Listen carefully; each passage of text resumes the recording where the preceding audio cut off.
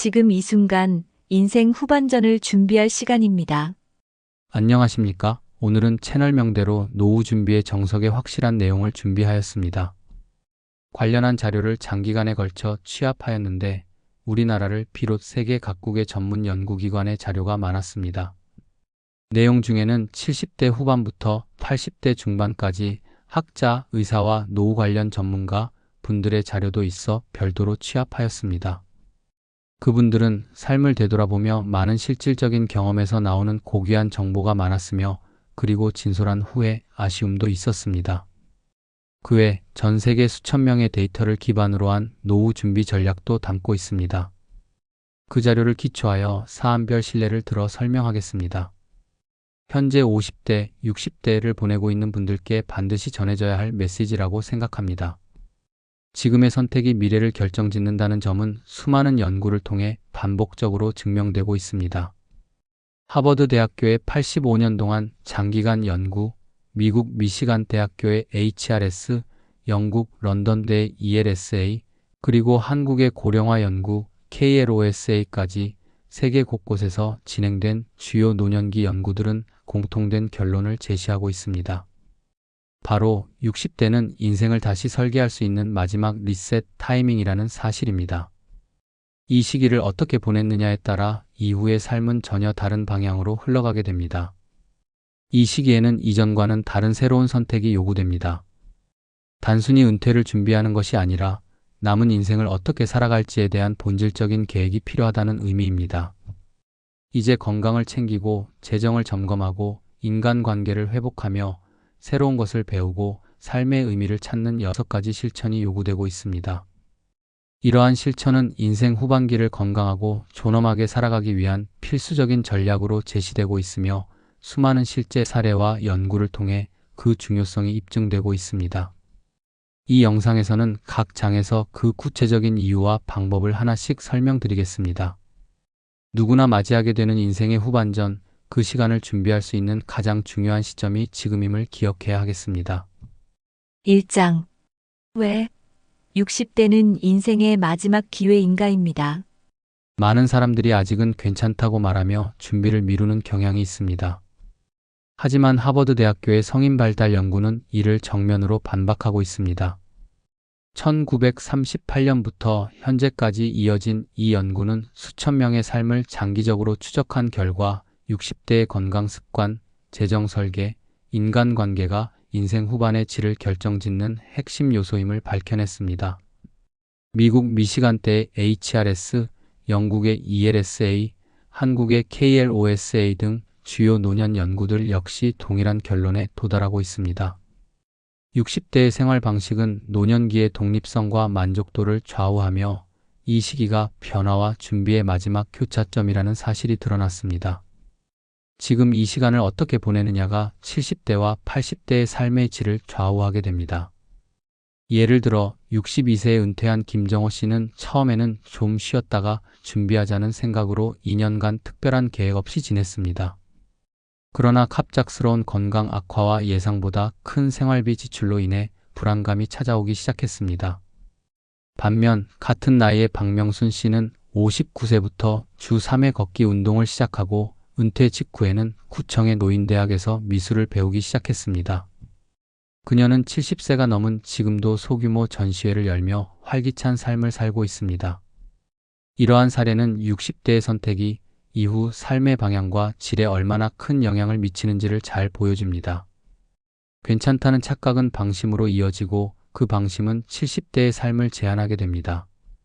반대로 지금부터 건강과 재정, 관계와 배움, 삶의 의미를 준비한다면 인생 후반은 또 다른 황금기로 전환될 수 있습니다.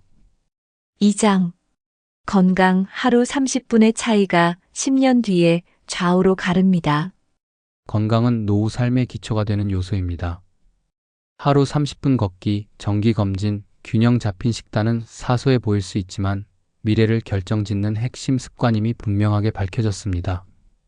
미국 HRS 자료에 따르면 규칙적으로 걷는 사람은 80대에도 자립적인 생활을 유지할 가능성이 높으며 만성질환 발생률도 현저히 낮다고 보고되었습니다. 60대에 방심하지 않고 건강 습관을 들인 사람과 그렇지 않은 사람은 20년 뒤 완전히 다른 삶의 경로를 걷게 됩니다. 걷기, 염분 섭취 줄이기, 건강검진을 실천하는 등의 작은 변화들이 노년의 자유와 자존감을 지켜주는 출발점이 된다는 사실은 수많은 사례를 통해 입증되고 있습니다. 실례로 들면 서울에 거주하는 66세 김영자 씨는 고혈압과 당뇨 전 단계 진단을 받은 후 생활 습관을 과감히 바꾸기로 결심하였습니다.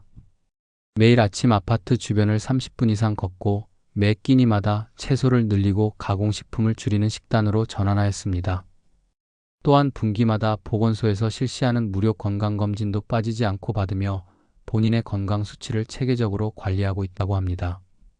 10년이 지난 지금 그는 76세의 나이에도 정기적으로 문화센터에서 탭댄스를 배우며 활기찬 일상을 보내고 있습니다. 반면 같은 연령대의 박경태 씨는 은퇴 후 활동량이 급격히 줄었고 아침마다 출근하던 습관이 사라지자 하루 대부분을 TV 앞에서 보내게 되었습니다. 정기 검진도 번거롭다는 이유로 받지 않았고 건강 상태에 대한 인식도 부족한 채 식사도 불규칙하게 이어졌습니다. 그 결과 74세의 당뇨 합병증으로 시력을 일부 잃게 되었고 현재는 외출도 혼자 버거운 상태라고 합니다. 이 두 사례는 건강이 하루아침에 무너지는 것이 아니라 작은 습관의 차이가 오랜 시간 쌓인 결과임을 보여주고 있습니다. 특히 걷기 운동은 누구나 시간만 내면 쉽게 시작할 수 있으며 신체뿐 아니라 정신 건강에도 긍정적인 영향을 준다고 보고되고 있습니다. 식단과 정기검진은 건강 정보를 파악하고 예방에 집중할 수 있는 수단으로 지금 바로 실천 가능한 준비입니다. 건강은 곁에 있을 때는 그 가치를 모르지만 잃고 나서야 진정한 소중함을 깨닫게 됩니다.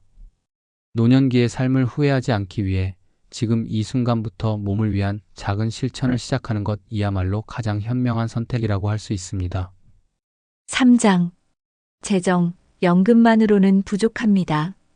한국의 정부기관 조사에 따르면 다수의 노인이 은퇴 후 예상보다 높은 의료비와 생활비로 어려움을 겪고 있는 것으로 나타났습니다. 국민연금이나 퇴직금만으로는 안정적인 노후 생활을 유지하기 어렵다는 것이 현실입니다. 반면 60대부터 투자 포트폴리오를 구성하고 수입원을 다양화한 사람들은 80대에도 경제적 자립을 유지하고 있다고 합니다. 예를 들어 61세에 퇴직한 이기문 씨는 퇴직금 일부를 은행 정기예금에만 넣어두었습니다. 당시에는 안정적인 선택이라고 생각했지만 물가 상승과 예상치 못한 병원비로 인해 몇 년 지나지 않아 저축의 상당 부분을 소진하게 되었습니다.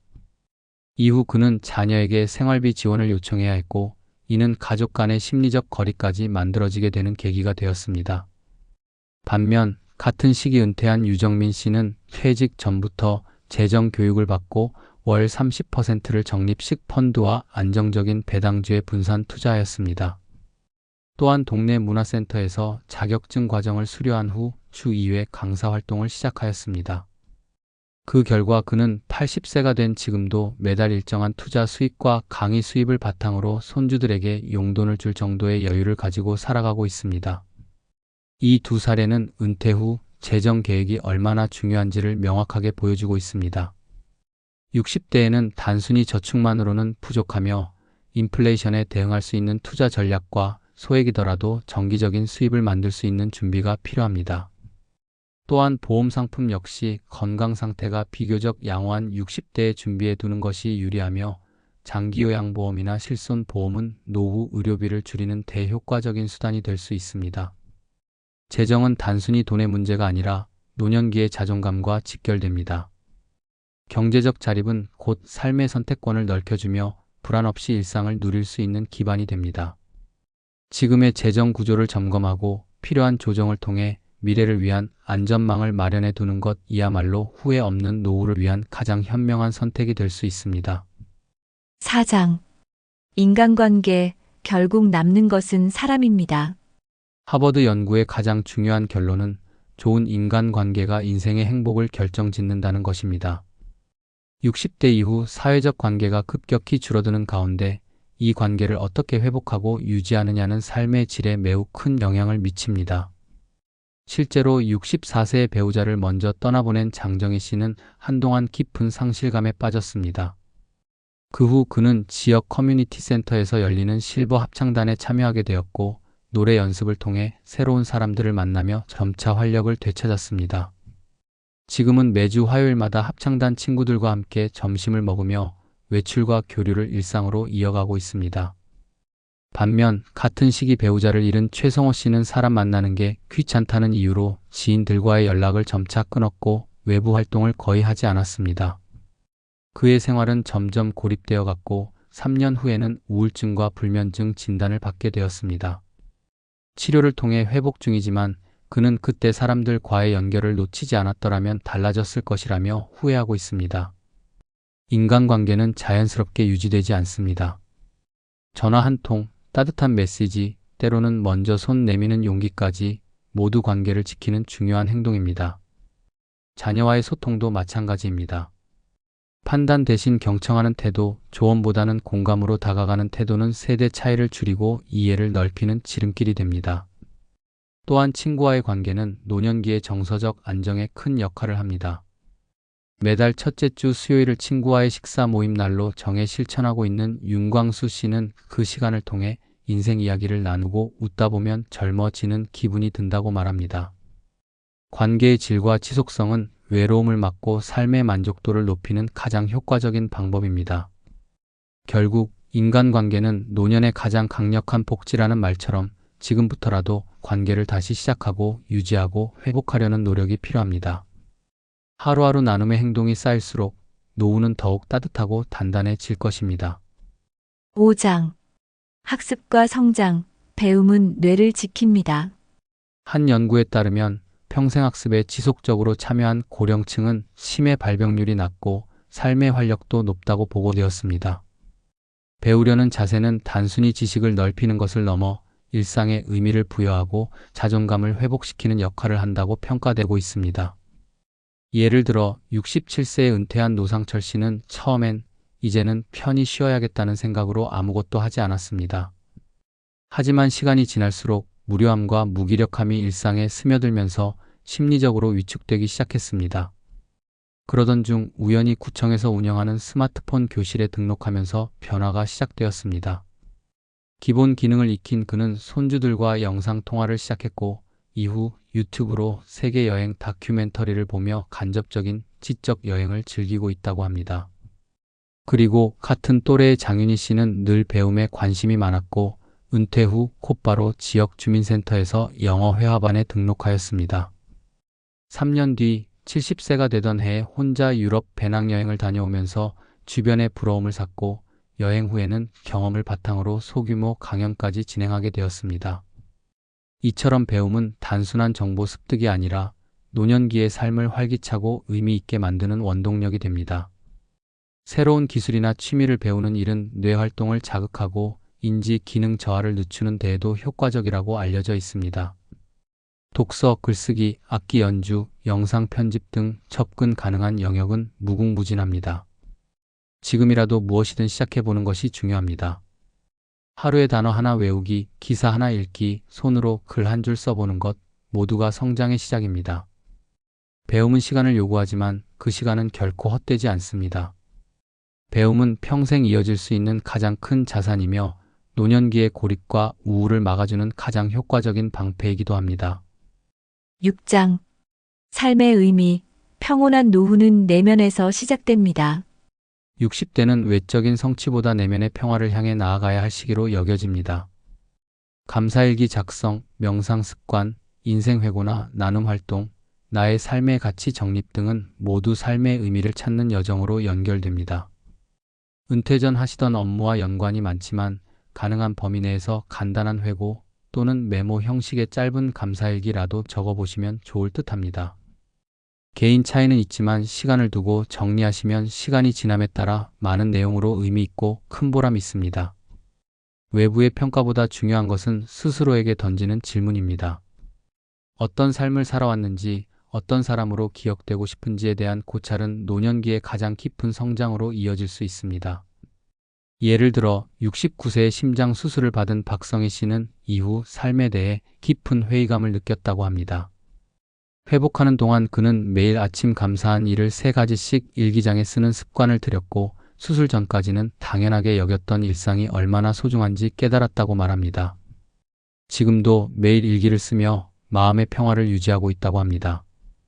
또 다른 사례로 70대 중반에 접어든 김유진 씨는 오랜 시간 사업가로 살아오며 외적인 성취에 집중했지만 은퇴 이후 삶의 방향을 잃고 한동안 무기력한 시간을 보냈습니다.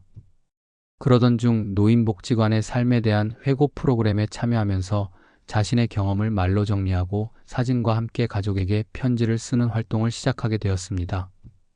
그는 내가 살아온 시간이 누군가에게 의미가 될 수 있다는 걸 처음 알았다고 말하며 지금은 요양병원에서 말벗 봉사를 하며 타인의 삶에도 따뜻한 흔적을 남기고 있습니다. 이처럼 삶의 의미는 위대한 업적이 아니라 소소한 하루를 진심으로 살아내는 일, 작은 친절을 실천하는 일, 자기 자신을 이해하고 존중하는 일에서 비롯된다고 할 수 있습니다. 그리고 그것은 특별한 사람만이 아니라 지금 이 순간을 살아가는 모두가 실천할 수 있는 길이기도 합니다. 삶의 의미를 찾는 일은 내면을 정리하고 남은 삶을 더 풍요롭게 만드는 데 중요한 출발점이 됩니다. 늦었다고 생각될 때가 가장 빠른 시점일 수 있습니다. 오늘이라는 시간을 어떻게 보낼 것인가에 대한 고민이 곧 나의 내일을 결정짓습니다. 소소한 하루를 진심으로 살아내는 일, 작은 친절을 실천하는 일, 자기 자신을 이해하고 존중하는 일에서 비롯된다고 할 수 있습니다. 결론, 지금이 마지막 기회입니다. 한국의 고령화 연구기관 등 세계 주요 노년학 연구기관들의 수천 명 데이터를 종합한 결과와 노후 관련 전문가들 의견을 종합하면 인생의 전환점은 60대임이 명확하게 확인되었습니다. 60대는 단순히 은퇴 이후를 준비하는 시기가 아니라 인생의 후반부를 능동적으로 설계할 수 있는 마지막 시간이라는 사실이 여러 연구를 통해 반복적으로 확인되고 있습니다.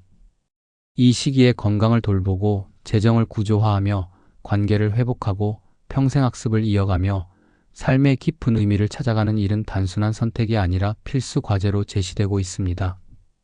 이러한 준비는 삶의 존엄을 지키고 자립적인 노년을 가능하게 하며 무엇보다 인생의 마지막 여정을 더 따뜻하고 가치 있게 만들어줍니다.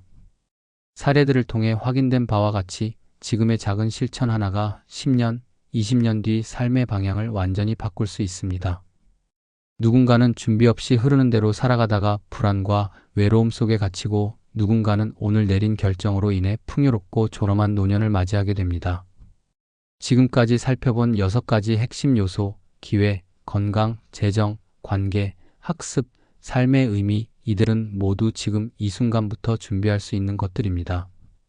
그리고 그것들은 결코 거창한 것이 아니라 하루 30분 걷기, 가족과의 대화, 책 한 권 읽기, 작은 일기 쓰기 같은 구체적인 행동으로 실현될 수 있습니다. 지금 이 순간이 인생에서 가장 젊은 날입니다. 지금의 실천이 미래를 바꿉니다. 오늘부터라도 다시 시작해 보시기를 권합니다. 그리고 언젠가 이런 말을 스스로에게 할 수 있기를 바랍니다. 그때 그 선택이 있었기에 지금의 내가 있다. 본 영상이 삶의 길을 다시 짚어보는 데에 작게나마 도움이 되었기를 진심으로 바랍니다. 관련하여 추가 궁금하신 내용은 댓글 주시면 확인되는 대로 답변하겠습니다. 그리고 오늘 이야기 들으시며 사례 내용과 비슷한 경험이 있으시면 간단하게라도 댓글로 알려주시기 바랍니다. 그 간단한 내용이 누군가에겐 평생을 지켜주는 지혜가 될 수 있습니다. 아울러 가까운 친구분이나 가족에게 오늘 영상을 공유해 주시기 바랍니다. 그분의 노후 준비가 전달받는 영상 하나로 확실하게 준비될 수도 있을 것입니다. 감사합니다.